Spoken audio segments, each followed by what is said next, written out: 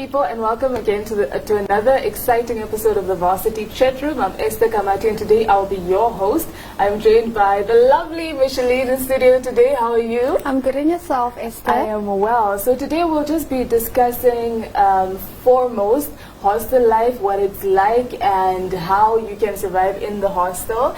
And then after that, we'll be discussing as well some problems or challenges that are faced by students. So if you're tuning in, give us your suggestions and tell us whether you agree or not with what we are saying. But before we get into that, let's firstly congratulate Nast FM on their 5-year milestone. Last week they celebrated their 5th anniversary, so it's quite an achievement. And then in other news, of course, the NASFAF loan applications are closing tomorrow. That is the 24th of July. So I hope everybody has their stuff in order if you would like to receive a loan, because we all know that tuition can be expensive, so we do need that bit of assistance. And in other news, the UNAM is also having their virtual career fair. Pardon me, their virtual graduation. I'm thinking of something else because their careers VX on the 12th of August. That's correct. But UNAM is having their virtual graduation today, and it will be streamed live from the MyZone Facebook platform from 11 o'clock. If you miss it at 11, you can always catch it again later on the same platform. But let us get into today's discussion. As I mentioned earlier, we're talking about, hostel life, and I got some suggestions on the internet as to why hostel can be, advisable or why it is a better alternative. And some of those include there's cultural diversity, so you meet a lot of people that you learn from. It can be cheaper than, of course, the daily commute from home to school, because cab fare, I mean, that $14 now. And another reason is also that you meet new people and make friends, and there are always social gatherings at hostels, and there's always, time to mingle. So other than that, there's of course the negative that comes with hostel. So maybe that's where Micheline can chip in as to how we can survive hostel life, because we all know the pocket money sometimes is not enough for us to sustain ourselves. So what's your take on hostel life, and how can students, adjust to that living? All right, so there's a difference between hostel life in high school and hostel life in tertiary, but both of them are more or less the same, because like for me that doesn't like sharing, not sharing, but I like my own space. Like your space. I like my space. So most of the time you have a roomie. Sometimes that roomie might be, messy, and you put your cup this way and she'll turn it the other way around. So those are the little things that that get to you. It's little, but it gets to you. And also just, the pocket money. Sometimes, you buy groceries and it doesn't last, because probably you would buy snacks and your roomie has a Versata for that case.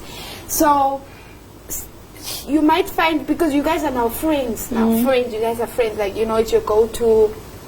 So he or she might, take from your snacks, and those are the little things that's a bit disturbing, man. But then I was having a discussion with a friend the other day, and they actually said it's advisable that you make more friends in the hostel, because you kind of help each other out, When times are tough for you, you can go to them. When times are tough for them, they can always come to you. However, then I think that is true, but there's a fine line. You should be able to differentiate, because you can't be friends now with them. You're not the superintendent or what.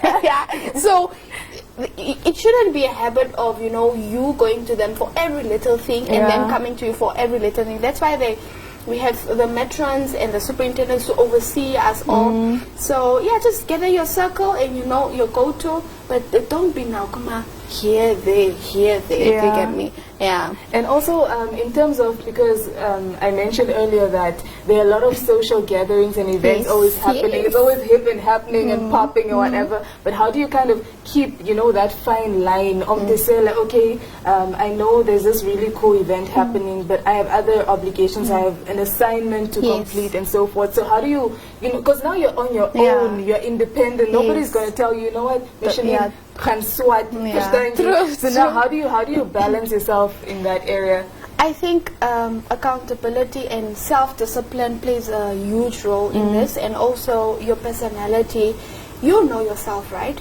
So you wouldn't want to do something that will be that will be of disadvantage to you or your schoolwork. Yeah. So just knowing what to do, when to do, and the right time to do it. You might have two events, like a gathering, social gathering here, but if you know that this test that you're writing is going to, you know, increase or decrease your CA mark, then do the right thing. Yeah. Sit, and it's a few hours. I mean, there'll be so many social gatherings after that, but that specific test you won't write that same test again, and it will have a huge impact on your schoolwork if you don't do the right thing. So sit down, get it done, and move on to the next. If you feel like you miss a social gathering, have a chill with your 3-4 friends that you found at the hostel. You know, just sit and socialize. You don't really need to go to that event, because that's where priority comes in. Prioritize and do what you have to do and get it done and move forward. We move. We move. Okay, I like that. But that brings us, of course, to our next discussion, that being the challenges that students face. And I think you touched on it already. The first one is obviously time management, because there's so much happening. Like, we're not used to, you know, being out there on our own. We're used to having, you know, a timetable. It's now day what. We move from class to class, and after that you go home, do your homework, what. Now, while lectures are ongoing, there's this what do they call the things? There's this event that's happening. There's loud music. There's a dance off and stuff. And now cultural festival. Exactly, cultural festival. So now you struggle to, you know, bring yourself to say, okay, I have to attend my lecture now, because like, if I miss one, it's fine. Like, I'll make up for it. It becomes a habit, though. Exactly. So how do you now manage your time to make sure that, you know, there's enough time to socialize, you know, and gather, make sure that your social life is A1 and your grades are also A1 if you are connecting to my network. So you know, we had a thing in high school that if you create a timetable and a study timetable, it would be for the smart ones or the ones that are nerds. But I feel like drawing up a schedule and having a timetable is really the essence of getting your work done and prioritizing, because what's the use? You set up a schedule and you don't follow it. Then it defeats the purpose of having a schedule. I don't think the volume was loud enough. Can we just say that one more time? Yes. It doesn't help you setting up a schedule and not following it, because it defeats the purpose of it, as I said earlier on. Then you first of all, you're not achieving what you have to achieve. There's a reason why you set up a schedule, because you need to follow that time. You need to do that at that certain time daily in order to achieve what you want to achieve. So stick to your schedule, be productive, and yes, then everything will flow. Awesome.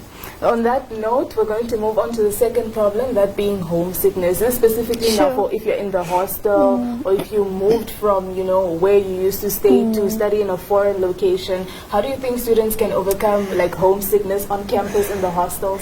Okay, for me, homesickness is not necessarily you moving out of the country or moving from one town to another town. For me, homesickness is when I'm not home, because the environment it doesn't feel home. Do you get me? So when I was in high school, I moved to the hostel.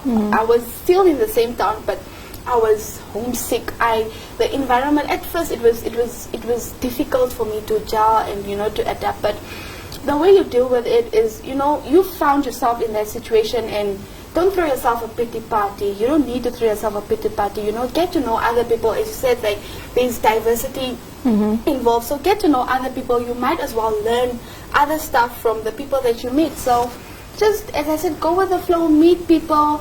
You know, that's the time that you also discover yourself, because the moment that you're away is the moment that you get out of your comfort zone. So you'll discover a lot of stuff about yourself. So embrace the process, you know. It will be so much positive at the end, and you might as well even just feel like staying at your own after completing whatever course that you were studying. That's true, because now you gain this independence, and you're like, you know what, I can actually do this whole life thing on my own. But that brings us to our next point. Okay. You keep you know, sliding into the next one. But our next one is, of course, being social. We all know that not a lot of us are social butterflies. So now you're in this new environment, especially if you're a first year, you're going to this institution for the first time, you don't know anybody, you don't know the processes. So how do you overcome that? How do you kind of, as you said, gel in or find your place at that institution? Okay, so let's all just be real here. you know, when you enter a place that you don't know, or when you enter a crowd that you don't know, you'll have that social awkwardness. It's all up to you if you want the others to see it or if you'll just gel into it, as I said. So it's important, you know, just do what you have to do. If you, for example, the university now, go to the faculty, get the needed assistance that you want, but it's not necessarily to say that you need to withdraw yourself now. I'm also not saying in the light of, okay, you need to be you, do you, for you. Yes. As cliche as it might sound, stay in your lane, guys. Sometimes trying to be all out there just because you want to feel comfortable and to, you know, so that you can feel like a person, man, when you're in a crowd and when you're in a new place. Sometimes being that person or trying to do that defeats the purpose. Like you'll meet people that will not be advantage to you at the end of the day. So gather your people, you know yourself, be with people that think as you, you know, that, for example, for me, when I enrolled in a course, I decided to stick to people that study the same course of me, because we will gain knowledge from each other some way, somehow. So it doesn't help you studying this course and you're with other people that study. Okay, you know what? Just stay in your lane, you know. Don't cut off people just because you're focused and you're gonna get this done. Sometimes you need to get to know new people, because they will help you one way or another. You learn a lot of stuff from them, but just do not have that line as to know this is where I stop. Don't now be all up in people's business and compete and pull like you've seen, you know, just try to link up with them and just make sure that you reach your end goal. It's what matters. You can have a lot of stuff on your plate. You can have a lot of people that you meet, but as long as you know what you want and what your end goal is, basically, then you'll stay in your lane and just Awesome, well said indeed. I think what I took from that is you don't necessarily have to follow what everybody else is doing. So you need to find yourself and then stick to, you know, what you gotta do. Yes. And also I think these days it's easier because institutions of higher learning always have these orientations and they put you in contact with mentors, people who can, you know, assist you and help you understand the whole university processes and so forth. But that brings us to the end of that discussion. But before we conclude, I have two scenarios that I would like you to explain. In other words.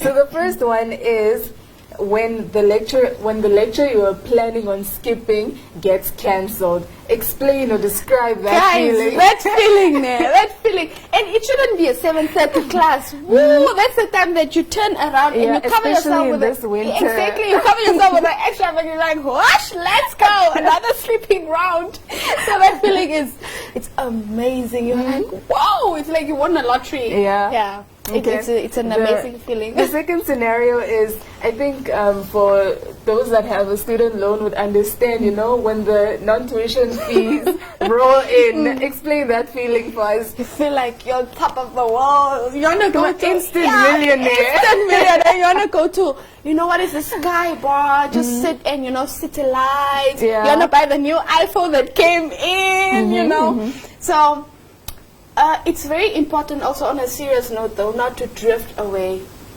You know, when you get your loan, what you need to do. Do not now spend it on stuff that's not needed. You can go out, but don't go overboard. Because there's a reason why you get the loan, and we all know that we'll have to reimburse that loan. How do we now draw that line between being responsible and that, you know, I have to spoil myself, I deserve it. Okay. I know that feeling. I deserve it. I work hard. I work hard. So, you know what when you get your money, you already know what you wanted to do. You know, sometimes you get money and you're like, you really know what you need, but you just you feed on what you want, which is sometimes not necessary. You need a breather. That is okay. So you take your friends, you sit down and you go to Sky Bar or any News Cafe restaurant and you sit in. But I need to go to News Cafe. I need to go to Sky Bar. Do you get me? Just categorize your needs and your wants. categorize it and you'll be good to go. Okay, thank you for ending us off with that lecture on finances, and thank you guys so much for watching. If there's a topic that you would like us to discuss next time, please engage us in the comments. If you have any questions, please do not hesitate, and of course watch us again next time, next week, same time, same channel.